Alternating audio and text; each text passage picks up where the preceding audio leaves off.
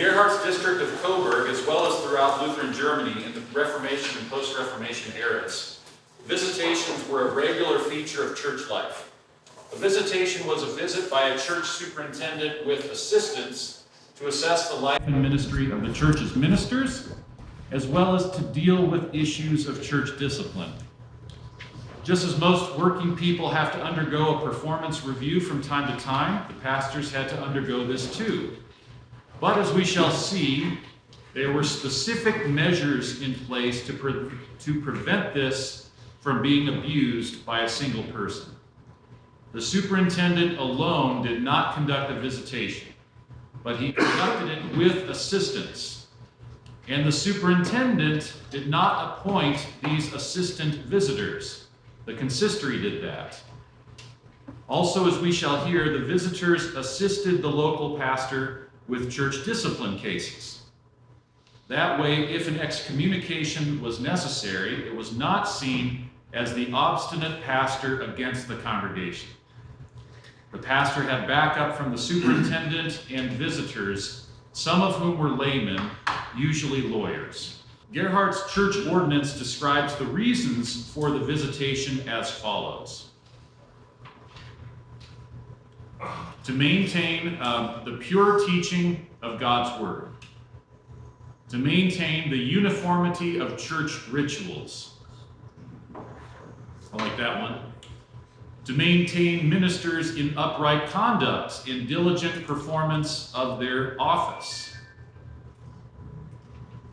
It is the consistory which furnishes the general superintendent, the specific superintendent, and their assistants with other visitors. So it's not just those guys that do the visitation, but the consistory gives them other guys to go with them.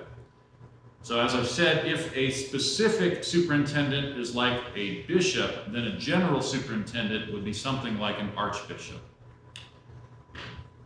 Not just anyone could be a visitor. There are some qualifications. A visitor had to be a God-fearing, honorable man with a real Christian zeal, who holds to God's word, the doctrine of the Augsburg Confession and the Book of Concord, and who has good testimonies or references concerning his doctrine and life. While an annual visitation was seen as not being possible, every year ministers were supposed to report complaints to their superintendent. That would include cases that needed church discipline as well.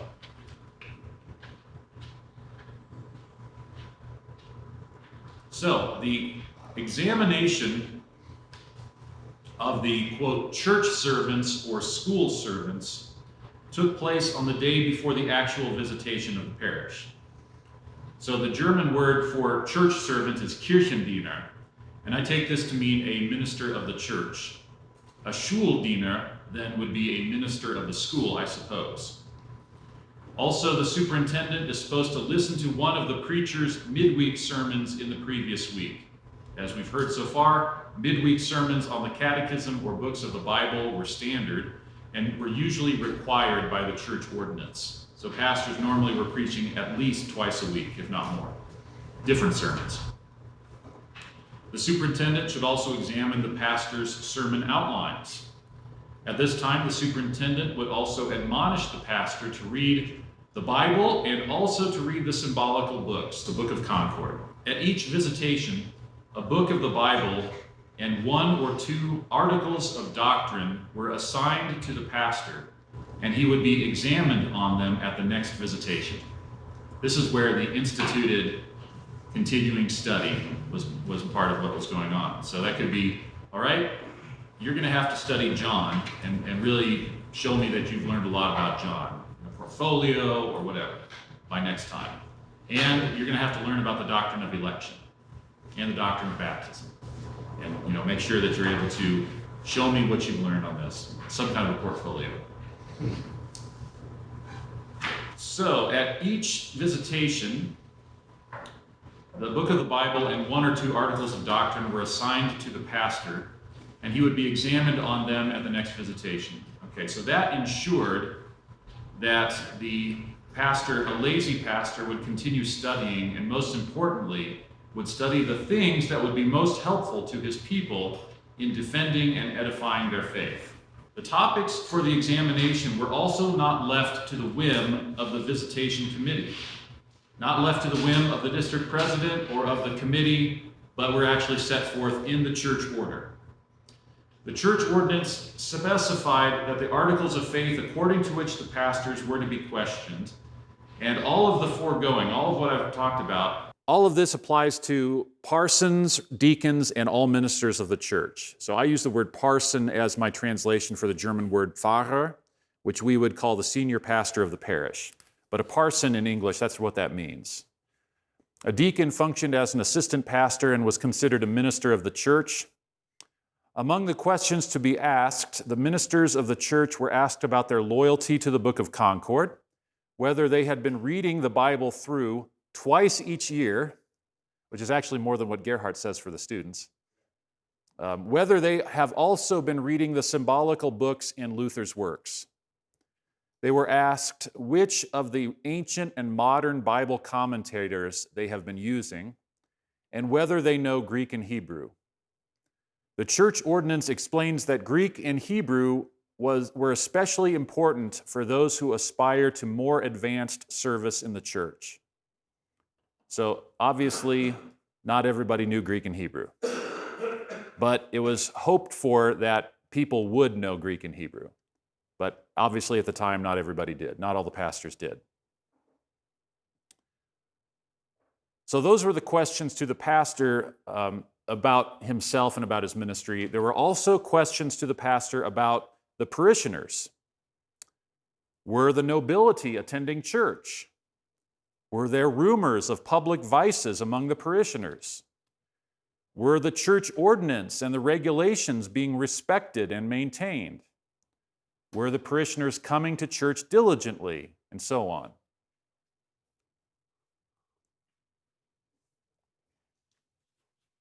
There were also questions to both the ministers and parishioners together about the pastor's sermons and, for example, on whether the ceremonies were being conducted in accord with this church ordinance and in conformity with neighboring pastors.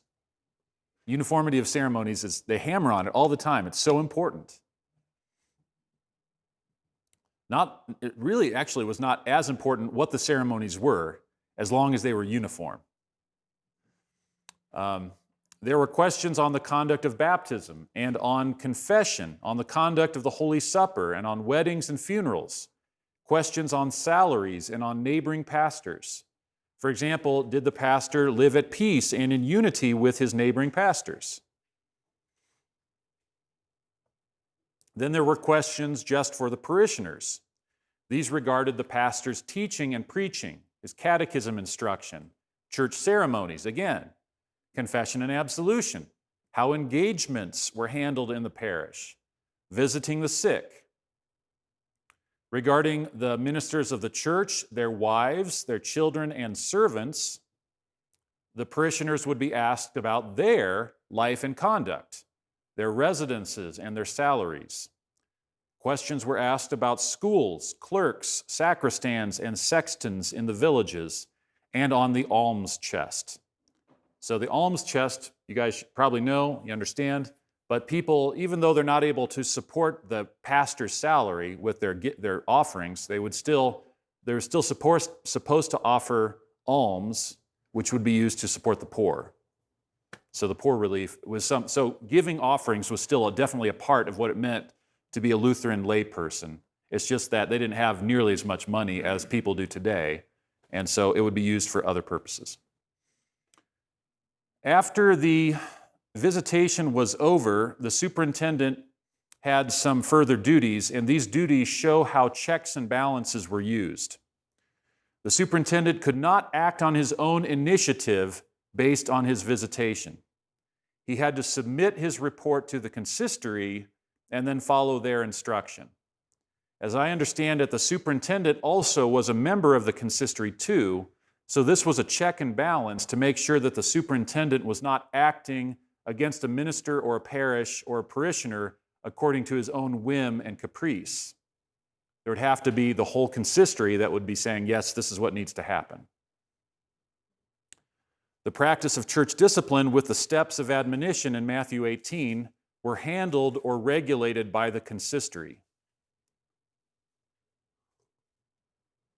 Now, the steps of admonition are those steps of reconciling a sinning brother from Matthew 18. If your brother sins against you, tell him his fault between you and him alone, etc. Take 2 witnesses so that there are a couple witnesses to the issue. And then the third step is to tell it to the church, and then the church is supposed to treat him as a heathen and tax collector. That is to say, to break fellowship with him, excommunicate him. Those are the steps of admonition. The way that this was handled at Gerhard's time, and I'm not saying that it's great, but is that the second step of admonition would be postponed until after the next visitation. Okay, so that's a little strange. First admonition, let's say, for example, John and Jane are living in adultery or committing adultery or whatever. So you go and talk with them about it, and then you're supposed to wait for the second step until the next visitation, which is like 3 years from now. It's kind of what it says. Now, I don't think that that would prevent a pastor from using the minor ban. I think he would still use the minor ban and suspend the person from the Lord's Supper. But it kind of actually, and people complained about this all the time, it actually prevented church discipline from being carried out. So it provided a check and balance in a way in that it made it so that the pastor alone wasn't doing church discipline, but it also slowed things down way too much, and that was not helpful. And so actually in the 19th century, not just Walther, but also Leah, and basically everybody thought that church discipline should be given to the congregation to handle, because they had seen for years and generations how when it was handled above the congregational level, nothing happened. And so they didn't want that to continue to happen. Nowadays, we see that there's a danger on the other side in that you can easily split congregations over church discipline issues. So I find it interesting to look at the history, not because the history shows us what we should be doing, but it gives us other ideas. And it shows us the spectrum of things that have been tried and what things worked and what things didn't work so well. Okay, so if there were crass, horrible vices, those should be reported to the civil government for punishment. But the third step, the admonition, tell it to the church, would belong to the superintendent and consistory. So that's how the excommunication was carried out at that time, and led to problems. The church ordinance makes explicit that in cases of crass manifest sins, these steps of admonition do not have to be followed. The secular government with the consistory makes the call here because this refers to secular crimes. Conflicts sometimes arise between pastors, so the church ordinance deals with this as well. There is a limit to the visitors' and consistory's authority, though. Only what is well known may be judged by the visitors. Quote, since the church does not give judgment on hidden things. Also, unproved accusations must be ignored, and as has been noted, judgment is never the responsibility of one man alone. It is always exercised here by a committee. This way, the whim of a single man cannot do much harm, and it also is not subject to the judgment of an uncatechized population. So that's why I kind of like this more aristocratic model. In a visitation, not all the parishioners were supposed to be present. In cities, only the officials and the city council would be questioned in the visitation. In villages, only the leading laymen and officers were supposed to be present. Records were kept on each pastor and parish, as well as records of baptisms, marriages, and deaths. Finally, just as the specific superintendents conducted a visitation of the parishes in his district, the general superintendent conducted a visitation of his specific superintendents. Okay, questions so far? Yes? So when Gerhard was originally given the position as a superintendent, he was over 26 parishes. Was that a typical size? And did the superintendent also serve as a pastor of sorts? Yes. So I don't know whether it was a typical size. My experience is rather limited. So I can only guess that, yes, this would be typical. And yes, also, Gerhard definitely had pastoral duties. He was preaching regularly. He was leading theological lectures at the high school in Coburg. And, you know, preaching duties were like the most significant and difficult of the duties. But I'm sure that he also had some sacrament, you know, leading liturgy, that sort of thing. And a parish in those 26 might consist of a parish with also preaching stations and multiple pastors. Could be. Yeah. Could be. I'm not going to go out on a limb on that, though. I'm not 100% sure on that one, Mark. So how long would any given congregation have a vacancy? That I don't know.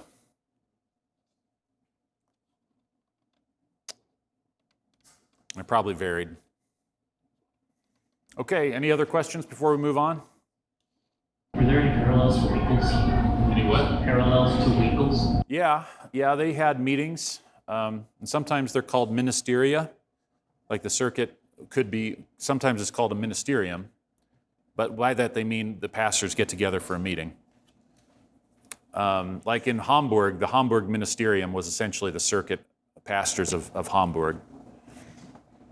Sometimes they call them synods, and by a synod they essentially mean a meeting of and sometimes that's just the pastors. In the 19th century, it becomes representative with pastors and lay people. But yeah, at this time, sometimes a synod is actually just a pastor's conference. Or I don't say just, but was a pastor's conference. Great, larger or smaller. Okay. Territorial prince was the head of the church. This guy is this August of Saxony? Yeah, August of Saxony. Pretty stout guy. The pious magistrate, the Christian prince, was essentially the head of the church in Lutheran Germany. Luther didn't want that to be, he saw the prince as being the emergency bishop and as having the secular rights that the Roman Catholic bishops had previously had, but he did not want the prince as such to be the head of the church. The prince, however, usually saw himself as such, being the head of the church. And that led to centuries of tug of war, trying to figure out how we can basically essentially limit the influence of the prince when he's orthodox, or when he's heterodox, but make use of his authority when he's orthodox. And so the most famous problem that came up with this was in Brandenburg, which is where Berlin is. And right around the beginning of the 1600s, the elector of Brandenburg secretly became a Calvinist. And so you've got this enormous territorial church, all Lutheran, very staunch, and they're headed by a Calvinist. And what actually allowed them to continue as Lutheran for generations after that is that the lesser nobility were able to prevent the elector from doing everything that he wanted to do. So you had these really staunch Lutheran princes, knights and things like that, that essentially defended the rights of the pastors and of the congregations and kept the church Lutheran, even though the prince, the elector, was reformed. So that's an interesting story that needs to be told as well, I think. In any case, this whole system of having the territorial prince as the head of the church was called the Landesherrliche Kirchenregiment, church governance by the territorial lord. And the entire history of the Lutheran Church from Luther on down to the 19th century is one in which Lutheran pastors strove to have authority over against the government in order to be able to fulfill their ministry according to the scriptures. So when the magistrate was pious, all was well, and the Lutheran theologians were very happy to have his help. But as often happened in history, the princes were not always so pious. Many of them neglected the church, others lived openly sinful lives, and others of them changed confessions and tried to change their lands into reformed churches.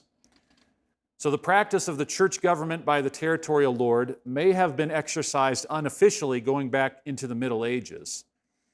But by Luther's time, in any case, just about all of the bishops were nobility.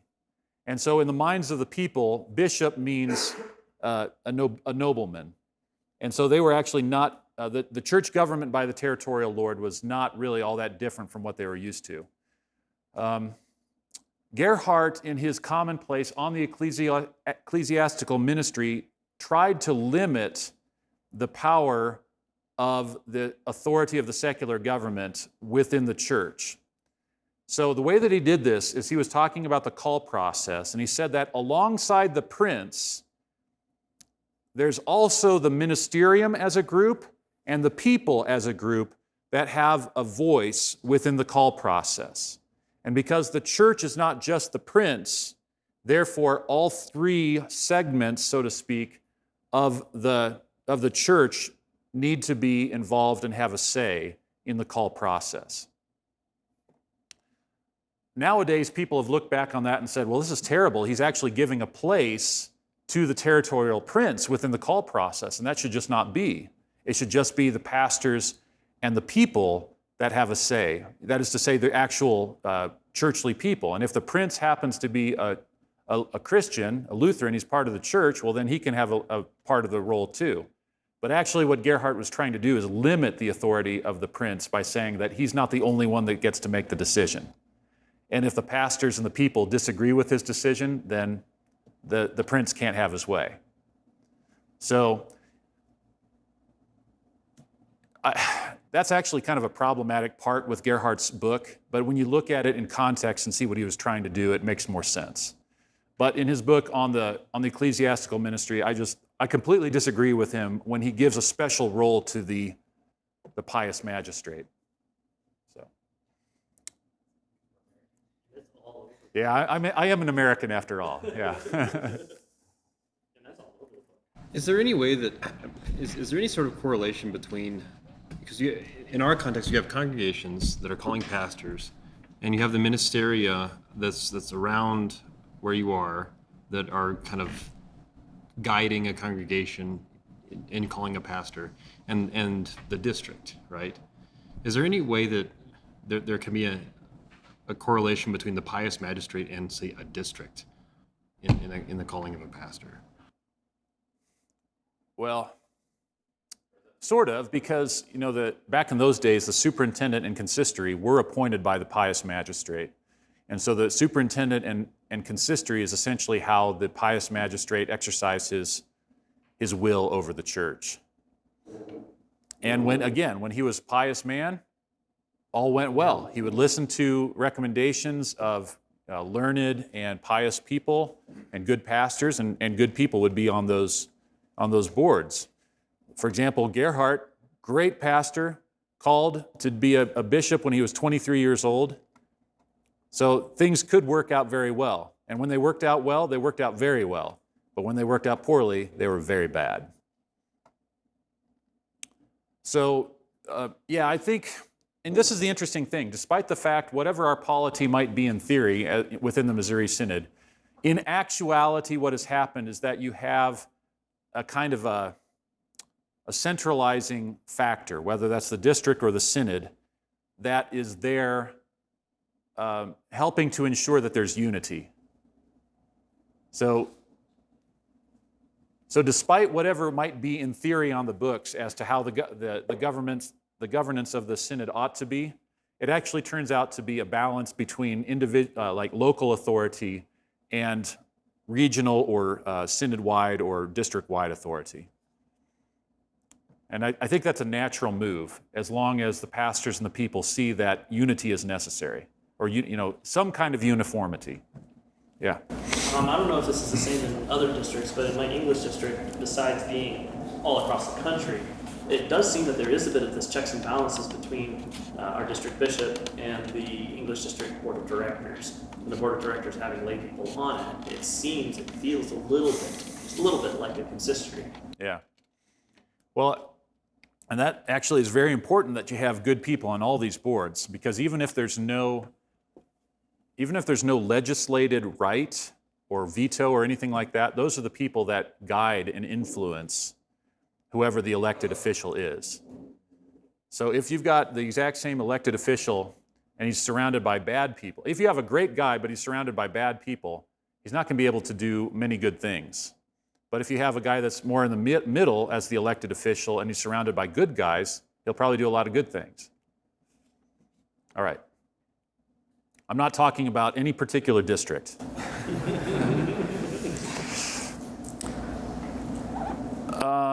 With this background, keeping in mind the background with the political system of the time, when you look back at the writings of Gerhard and later Lutherans, so late 16th century Lutherans and 17th century Lutherans, they're very, very often really emphasizing the authority of pastors and the rights of pastors, especially in the church discipline process.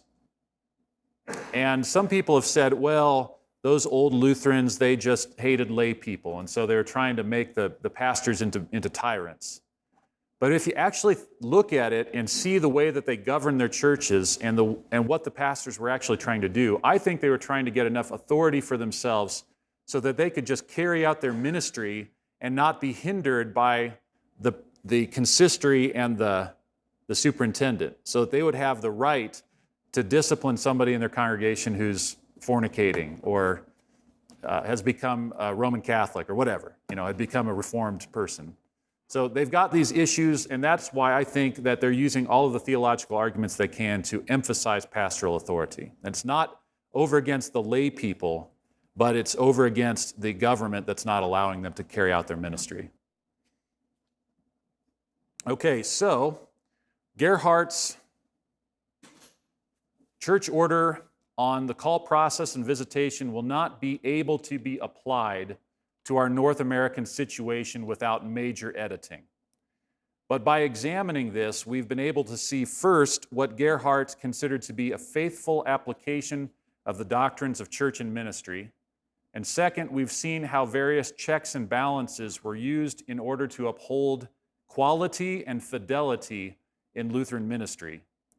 And third, we've seen wisdom applied to the structures of the church government in order to avoid misuse and capriciousness or arbitrary whim by individuals. So that's the end of my presentation. And we've got a few minutes for questions or discussion. We could talk about what this is, or we could talk for just a couple minutes about study and the method of theological study that we were looking at. We'll go ahead and take any question you might have. Yeah. It would be hard for a district president to institute some kind of visitation that has substance among older clergy. Would it be possible for a district president to institute some kind of substantive visitation with young pastors coming into his district, and thereby over time continue to how do we get closer to some kind of substantive visitation?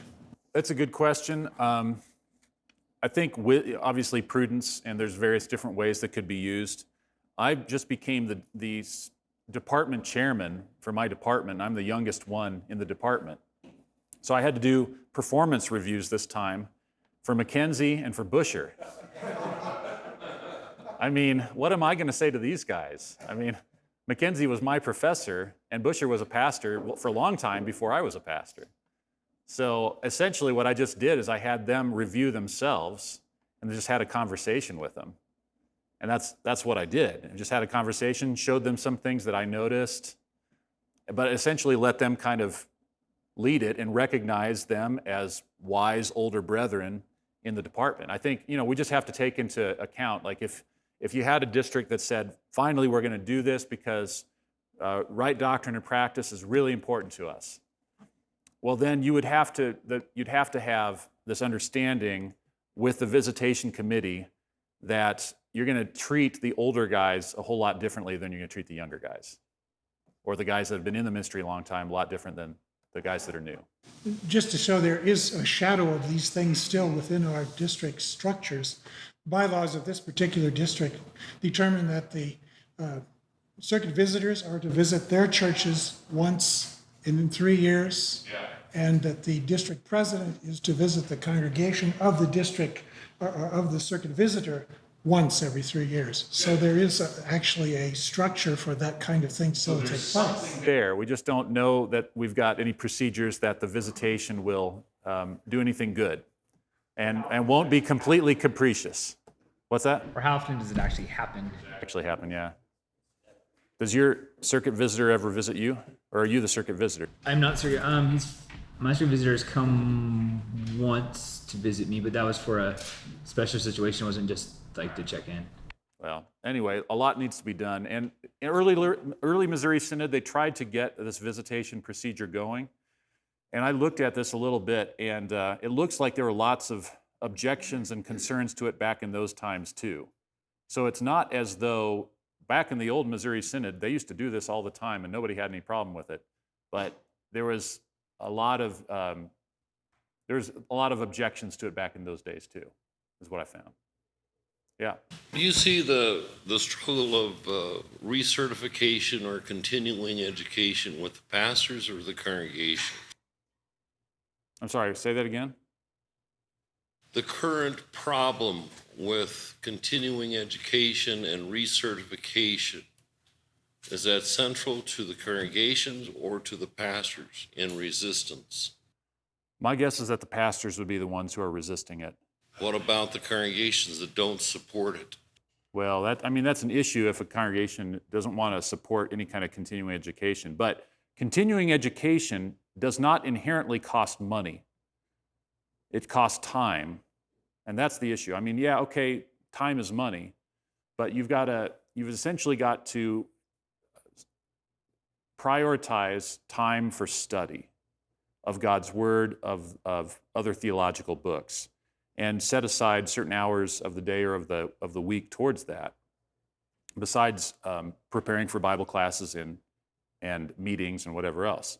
So maybe a congregation would resist continuing education if they just don't want to give their pastor that freedom to be able to do that because he's just overburdened or something. But in and of itself, I can't imagine a congregation that would say, yeah, we don't want our pastor to learn anymore. I think they all want him to be as learned as possible so they can be a good pastor to them.